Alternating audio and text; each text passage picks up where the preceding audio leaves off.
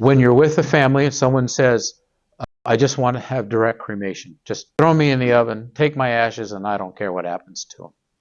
Okay, what's your response? If you're on step number 3 in This Is the Memorial Guide, what will happen? Someone will say, during the presentation, they'll say, I just want to be cremated, blah, blah, blah. Ignore it. Do not address it at that point. The point that you will address it will be on step 3. And on step 3, they want cremation. This is how I start step 3.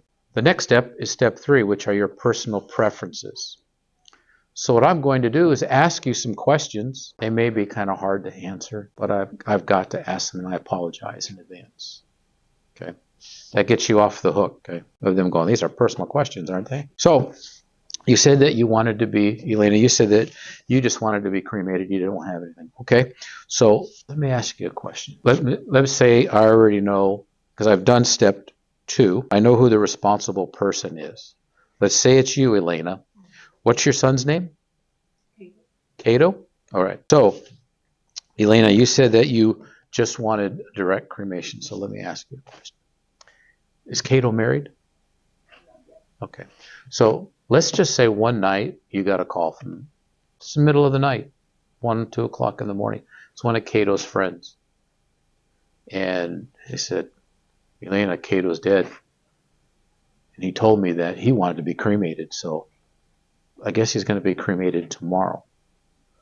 Would you want to have some time, Elena, to spend with your baby, to say goodbye before he was cremated? Yes, I would. Okay. So would it be unreasonable that he might want to spend some time with you? Pardon me? Okay. So when you're cremated, there's a couple things that you can do, because cremation is only the disposition of a body.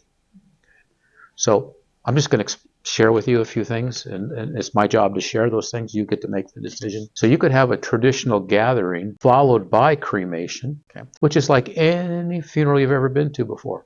Open casket, you're in the casket that you don't have to buy. And then after that service is over, you're taken to the crematory, and whatever you want to have happen with your ashes will happen. Secondly, you can have what's called private family time. And private family time is you're on a funeral table, you're covered with a blanket, and you're made to look nice. And then that way your immediate family can come and spend up to about 40 minutes with you before you were cremated. And then there's one other thing that's called immediate burial, because sometimes people tell me they just want to be cremated because the embalming kind of freaks them out a little bit. So there's something called immediate burial, and that's where at the time of death, the funeral home comes, picks you up, takes you into their care, schedules with the cemetery, and on the day and time that you're going to go to the cemetery, you're placed in your casket, you're taken to the cemetery unceremoniously. You don't need escorts or anything like that. And then you have your committal service at the National Cemetery. And then, of course, there is the direct cremation, just throw me in the oven. So out of those 4, which one appeals to you the most? So then they're going to make a decision. Typically, I would say maybe about 80% of the time, you'll get a private family time.